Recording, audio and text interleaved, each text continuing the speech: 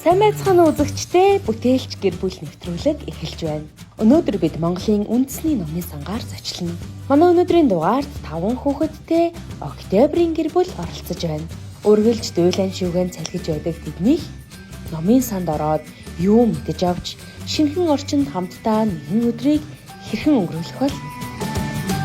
Өөртөө жингийн өдрүүдээс гоё л өдөр байна гэж бодож байна. Жохон ном уншиж байгаа гарч гэж бодсон доо. Одоо бол ном унших нь ирүү гоё л байдаг. Би ангийнхнаараа нэг орж үзсэн. Тэгээ одоо ээж автагаа орж үзээ нэг гоё гайхамшигтай юм шиг гоё мэдэрсэн. Номын санд орж маш их гоё таалагдлаа гэр бүлээрээ. Гэр бүлээр анх удаа орж ирж байгаа маш гоё байна. Гэр бүлэрээ гоё дурсамж бүтээж илүү олон номын соёлыг хүүхдүүдэд бас таниулах нэмээд одоо цаашлаад хүүхдүүдийн маань номын одоо соёлыг бас мэдрэх зам нь тавигдчихэ. Номын санд орж ирээд ном уншаад гэр бүлтэйгээ нэг өдрийг хамтдаа өнгөрөөх надад амар таалагдчихэв. Яг энэ номын санд бол анх удаа орж ирж байна. Тэгээд өмнө нь бол номын сангаар оюутан багтаа уншилдаг байсан. Тэгээ 100 болгон биднээс нөө амралтаараа болгонд очихдоо номын сангаар нь хүүхдүүдтэй ном авч өгөөд бас уншилдаг. Тэгээ энэ номын сангийн хувьд бол маш гоё юм байна. Орчин болон номын сонголтууд танхимууд нь бас илүү гоё орчин бүрдүүлж гисэн маш их таалагдчихэ. Өнөөдрийн аялалахаараа устаасаа илүү гоё сонин, содон, гоё сонирхолтой байх хаа.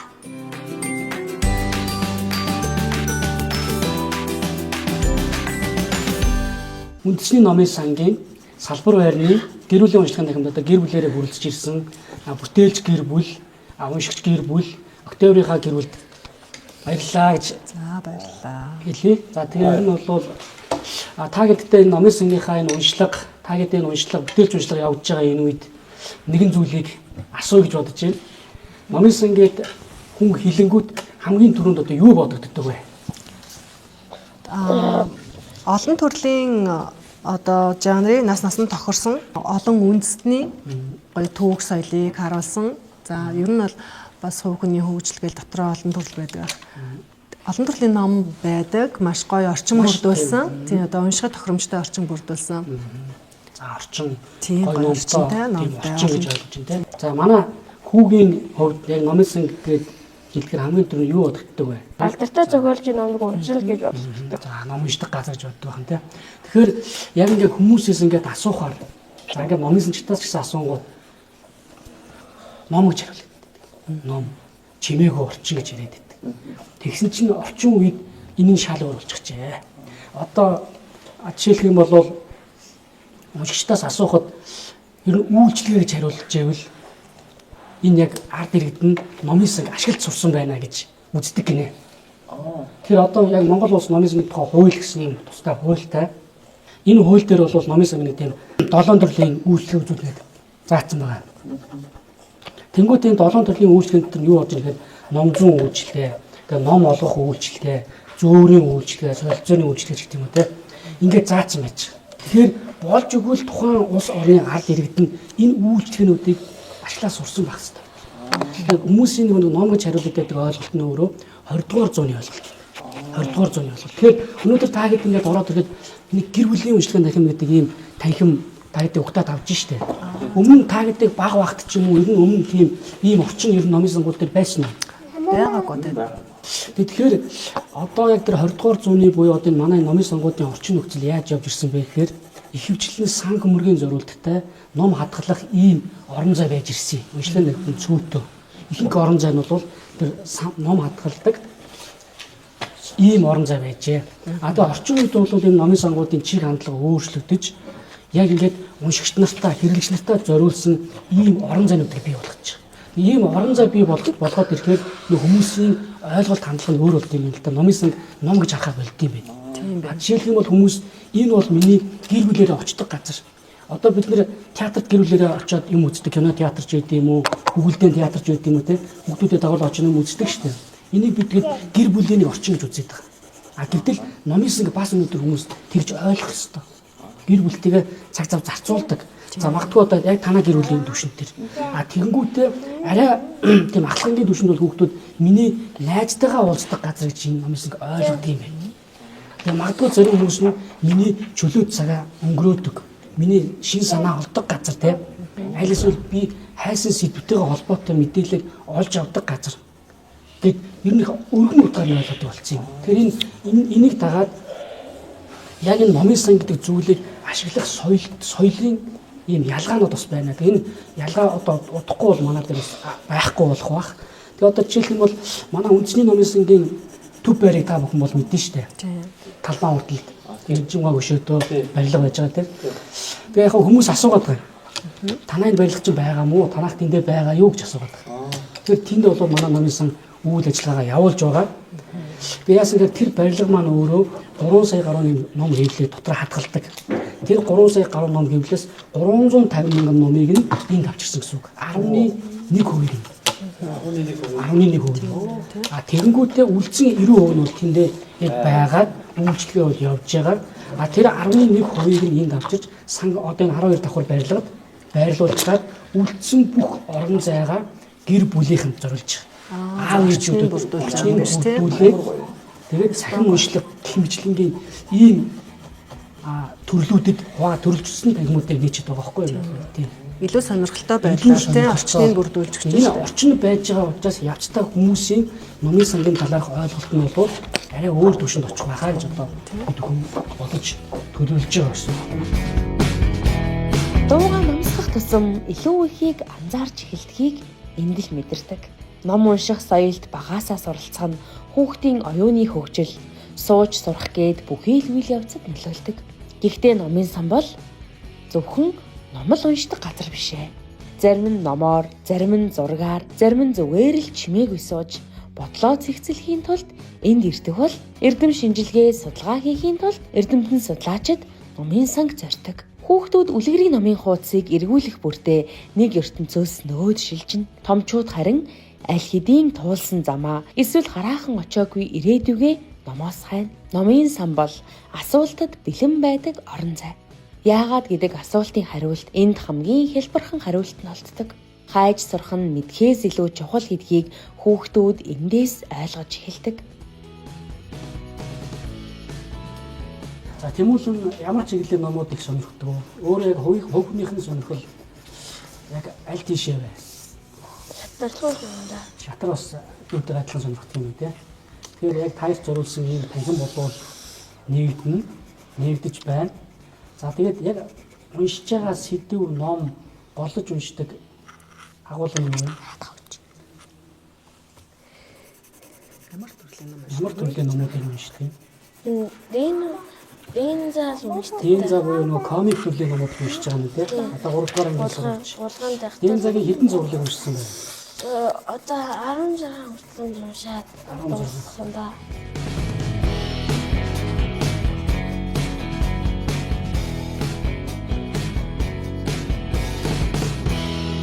За багш нь сая та нарт хэлсэн тийм ээ. Номын сан дотор яаж хэрхэн соёлтой хөшлүүлэх талаар тийм үү?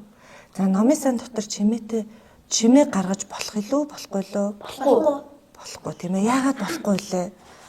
Яагаад нүүс хүмүүс номдоо төвлөрж яхаар саад орж байгаа байхгүй юу? Яг зөв. Яг номоо төвлөрөөд уншиж яхад нь чи орж ирээ чимээ гаргах юм бол тэр хүн яах нь уншсан зүйлээ яах нь ойлгохгүй ах нь ш тийм ээ. За тэгэхээр одоо өнөөдөр ингээд үлгэрийн цагаараа ээж аа маань үлгэр уншаад өгсөн маа тийм ээ. Тэгэхээр номын сан гэдэг бол зөвхөн одоо ном уншаад суух газар биш.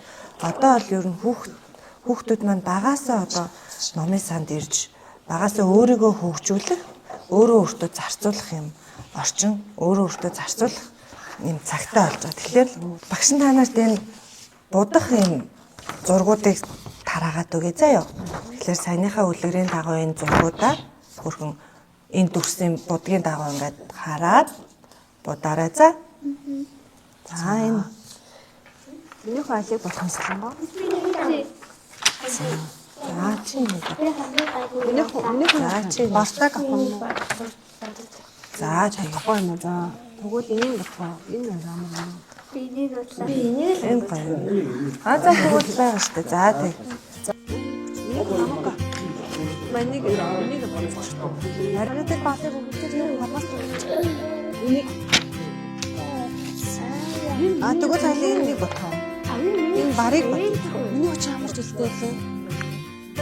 За.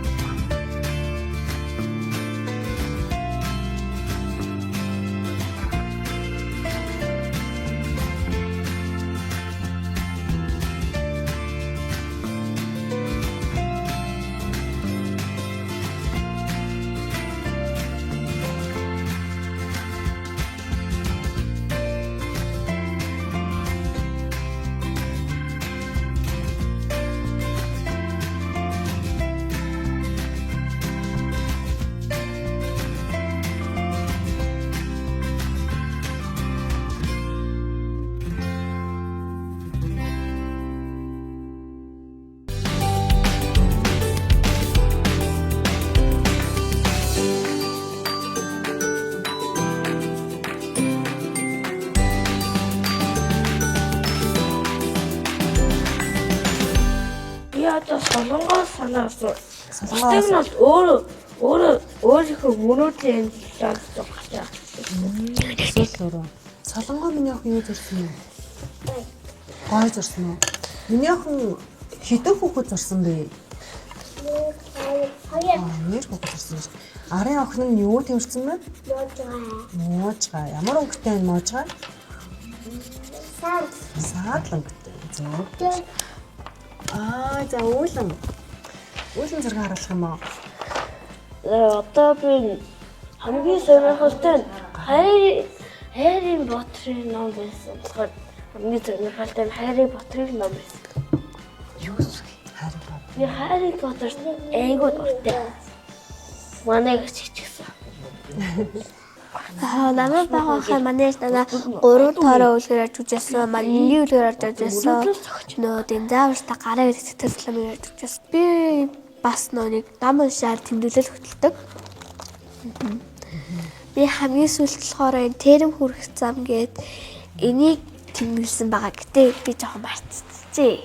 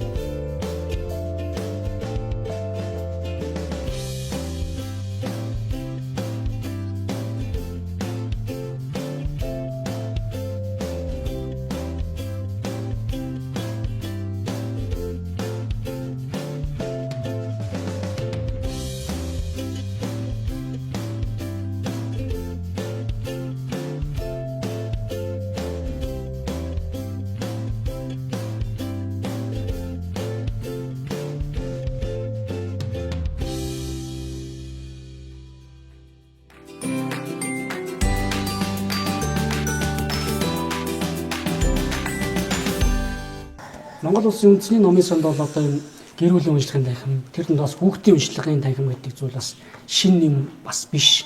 Яг үүний холбогдлолтой танхимуудыг нээж бүр тусдаа номын сан байгуулж исэн ийм түүхтэй. Одоо та бүхэн бас санджээгүүл одоо яг соёлын төвөргөнд Монгол улсын хүүхдийн төв номын сан гэдэг ийм номын сан бол үйлчлэгээ явуулдаг. Энэ номын сан одоо манай номын сангаас яг тасарсан, яг байгуулсан ийм байгууллага. 2000-аас 2004 оны хоорондох одоо Монгол улсын засгийн газрын мөрийн хөтөлбөрт хүүхдийн номын ордон байгуулна гэдэг ийм зорилго бол гарсан байдаг. Үүний хүрээнд одоо манай номын сангаас тэрхүү номын санг бол одоо яг санг өмөрхөөс номуудыг ялгаж байгуулж өгч ирсэн байдаг юм. За түүнээс өмнө бол одоо манай номын сан дээр яг төв байран дээр маань 1950-ад оны дундуур яг хүүхдийн уншлагын танхимуудыг ийм танхим бас нэгдэж ажиллаж исэн ийм туршлагатай түүхэн ийм туршлагатай ийм номын сан. За тэгээ яг одоо бид нэр өнөөдрийн түвшинд бол энэ номын санг бүр илүү гэр бүлийн түвшинд аваачаа. Одоо өнөөдөр ээж аавууд маань хүүхдүүдээ явж ном унш, номын санд оч гэдэг байдаг тийм. Гэтэл яг та хоёр шиг ингээд урайлан дуудаад, дагуулад, зорж ирээд ингээд уншдаг ээжээ аавууд бас их ховор байгаад байна. Тэгээ ээжээ аавууд маань хүүхдүүдээ яг үнэхээр номон дуртай болгоё гэвэл дагуулж ингэж уриалах хэрэгтэй юм байна.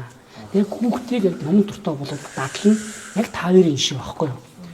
Хүүхдтэйгээ ирээд номыг сонгож өгөөд тэгээд номыг уншиж өгөөд хоорондоо ярилцсан тохиолдолд тэр хүүхэд номон дуртай болох магадлал нь бүр асар өндөр бол яригддаг. Тэгэхээр ээж аавууд маань ч гэсэн яг номын сангийн гэр бүлийн уншлагын танхим танаа гэр бүлийн жишгээр бас ирээсэй гэж одоо миний бол хүсэж байна. Хэн нэг нь чанга дуугарахгүй, хэн нэг нь яарахгүй, нэг хуудсыг хамт эргүүлж, нэг асуултыг хамт бодож, гэр бүл, найз нөхдийн орон зайгч мөн бэхжүүлдэг гайхамшигтай газар. Монголын үндэсний номын санд цаг хугацаа хадгалагдаж байдаг. Эртний судар, ховор нандин бүтээлүүд бидэнд түүхийг ярьж өгдөг. Өмнөх үеийн бодол өнөөгийн уншигчдтай энд л болцдог юм. Ээж нь хүүхдүүдтэй нэг хөөрхөн хөлбөр уншиж юм за. Үнэг сармагчин 2. Нэг удаа аратан амьтад өөрсдийн дараагаар сармагчин сонгожээ. Гэтэл нэг үнэг сармагчин ирж та одоо бидний дарга болохоор би чамд хүчин зүтгэе. Би ойд нэгэн моллоо. Явж үзцгээ гэв. Сармагчин хөөрөн баярлаж үнгийг дагаж явлаа. Үнэг сармагчин хавхан дээр дагуулж ирээд "За, энэ дээ. Та өөрөө ав.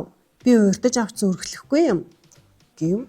Сармагчин хөлөө явуулдал хавханд орчиж тэгмэгцэн үнэг буцан гүйж бүх аратан амьтдыг цуглуулж сармагчинд харуулад "Та нар ямар шүү дарга сонгож олсноо харцгаа л да. Ухаангүйгээсээ болоод хавханд орцсныг нь үзвүү" гэжээ. За энэ үлгэр дээр үнэг сармагчинд муу зан гаргаж уу, сайн зан гаргасан байна уу? Муу зан гаргасан байна тийм ээ. Дагуулж яваад юунд оруулчих вэ? Хавханд оруулсан байж тий, өрхөнд оруулчаад дараа нь тэгээд араатан амьтдад юу гэж хэлсэн бэ? За. Та ийм амьтныг араатан гэж Даргаалаа сонгоцсон гэсэн тий. Тэгээд Тэгэхээр үнэг муухай санаа гаргасан юм уу? Сайн залтай үнэг. Эхний одоо хүрэлцэн ирээд байгаа танхим бол Монгол улсын үндэсний номын сангийн гэр бүлийн уншлагын танхим гэдэг байж байна. За гэр бүлийн уншлагын танхим гэхээр одоо яг ойрынхоо фондод бол гэр бүлийн хэрэгцээнд шаардлагатайгаа гэр бүлийн хэрэгцээний 2000 гаруй номтойгоор юм ойрын фондод тогтвуулаад ингээд үйл ажиллагаагаа явуулж байгаа. За манай гэр бүлийн танхим бол одоо хагас болгоны 12 цагт хүүхдүүдтэй, бяцхан хүүхдүүдтэй одоо үлгэр уншиж өгч, үлгэрийн тухай ярилцаад тэднэр одоо гар зураг зурулах, тийм ээ, бүтээл хийлгэх юм үйл ажиллагаануудыг бас зохион байгуулдаг. Эцэг номын сангаар яаж үйлчлүүлэх юм? Яг зөв штэ. За номын сангаар хүн ер нь одоо соёлтой үйлчлүүлэхийн тулд тийм ээ хамгийн эхлээд одоо номын сандаа орж ирээд үнэлэх буюу карта нийлэх ёстой байгаа. За тэгээ карта нийлгээд дэше орж ирэхдээ хүүхдүүд маань номын сандаа орж ирээд хамгийн гол нь бусдад саад болохгүйгээр үйлчлүүлэх ёстой. бусдаа саад болохгүй гэхээр дуу чимээ гаргахгүй тийм ээ. Тэнд хичээлээ хийгээ сууж байгаа хүүхдүүд ном уншаад сууж байгаа хүүхдүүдэд саад болохгүйгээр чимээгүй орж ирээд номоо захиалж аваад уншаа суух юм. Мөн бас одоо энэ цэвэр тоглог орчиндөө өөрөө ч гэсэн байгаа учраас хогоо хайж болохгүй тийм ээ. Хогоо заавал хогийн цавандаа хайна. Мөн одоо энэ танхим дотор одоо хоол унд хүнсний зүйлийг оруулахгүй. Яг энэ үүдэн дагаа буудан ширээн дээр очиод харин өдрийн цагаа уух боломжтой. За мөн одоо уншсан номыг бол заавал номын санцтай хураалгаж хэвших ёстой байгаа. Мөн дээрэс нь одоо номын сан гэдэг бол маш чимээгүй орчин байдаг. Тэгэхээр дуу чимээ айлуулах гарахгүй тийм ээ. Ингэж үйлчлүүлэх юм бол одоо чи соёлтой уншигч болж байгаамаа.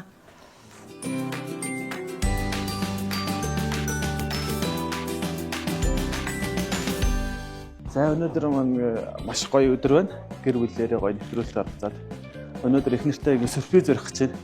Өнөөдөр манай бага охины төрсөн өдөр, 1 насны төрсөн өдөр. Тэгээ 5-5 сайхан хүүхд төрүүлж гэсэн ханиндаа ингээд сюрприз өрөөд гинтийн бэлэг барих гад ингээд цэцэг болон загталтай цог орох гэж байна.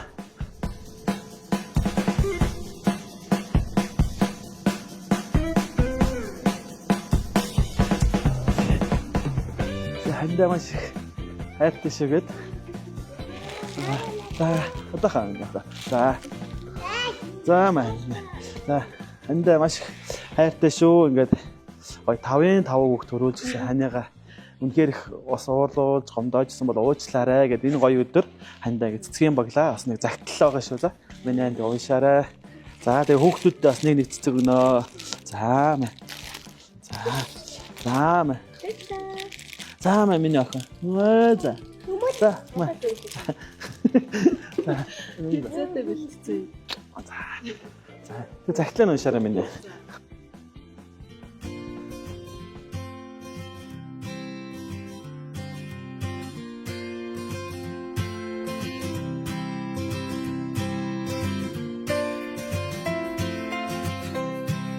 Сайн байна уу? Чамдаа загтал очих энэ өдрийн мэндийг хүргэе.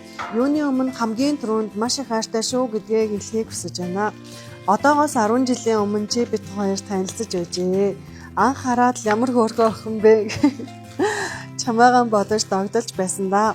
Ганцхан биеийг минь 7 болгоож 5 сайхан өрсийг минь төрүүлж өгсөнд маш их баярлалаа. Чинийхээ хажуудалд байхад л тайван байж амьдралын утга учирыг илүүтэйгээр мэдэрдэг. Даруухан дөлгөөхөн чамдаа их хязгааргүй хайртай шүү. Намайг байгаагаар нь хүлээн авч нөхцөл шалгуургүйгээр хайрлсанд баярлалаа.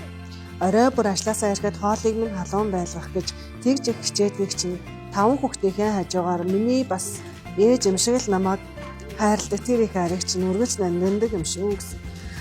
Харцаараа болон үйлдэлээрээ үргэлж чамдаа хязгааргүй хайртай гэдгийг хэлхийг мэдрүүлэхийг хүсэж маш их хичээдэг шүү. Миний амьдралд орж ирсэн бүтэн дүүрэн байлгахтанд баярлалаа. Хорвоогийн олон хоног өдрүүдийг хайртай өрсөхийн төлөө дүүрэн жаргалтай амьдралын төлөө хичээж бас жаргаж өнгөрүүлнэ хоёлаа. Нэгэн насны минь ханин дэндүү хайртай шүү чамдаа гэсэн. Маш их баярлалаа. Ямар гэнцэн тий. Хизээ бэлтцээ.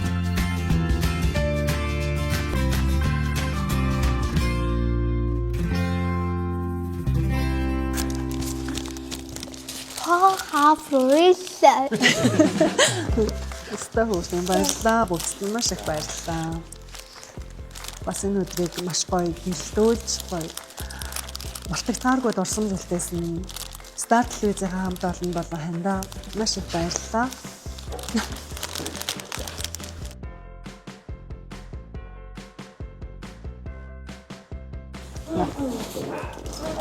Чи яаж байгаа? Нэг өдрийг тэгээ гэр бүлээрээ өнгөрөөгөө тэгээд одоо үлгэр яриад мисан яаж үйлчлүүлгөө яадаг гэдгийг үдэж авлаа. Тэгээд зураг зурсан. Мөн амар гоёсэн. Сонирхолтой. Хүүхэд хайр орчинд ингээд домоо унших гоё орчинтай намайсаа байна. Нэртэй ингээд хүүхэд ингээд цаан дээр ингээд явдаа тэгээд тэр хүүхдэд ингээд бодаа тэгээд дуусгасан. Ямар ч би нэг копи голсон байхаа. Тэр нь бол миний ганц нэг би бол хаймар зурсан юмнуудыг зурч чаддгаа мэдсэн. Би тэгэхээр одоо зурах дуртай хоббигоо мэдсэн. Өнөөдөр бас миний хамгийн энгийн өдрүүдээс хамгийн хөвгөлтэй нэсэн. Тэгээд би дүүдээ нэг баяр хүргэмээр. Өнөөдөр миний дүүгийн нэг насны төрсөн өдөр болохоор дүүдээ нэг баяр хүргэе.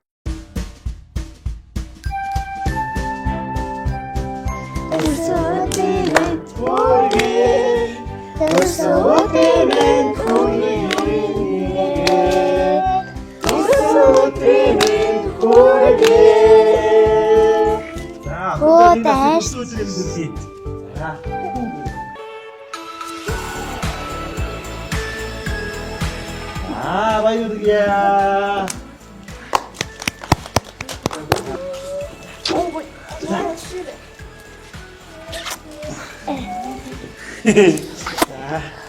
Дүүдээ цэцэг өгч юм уу? Солонгоо бай.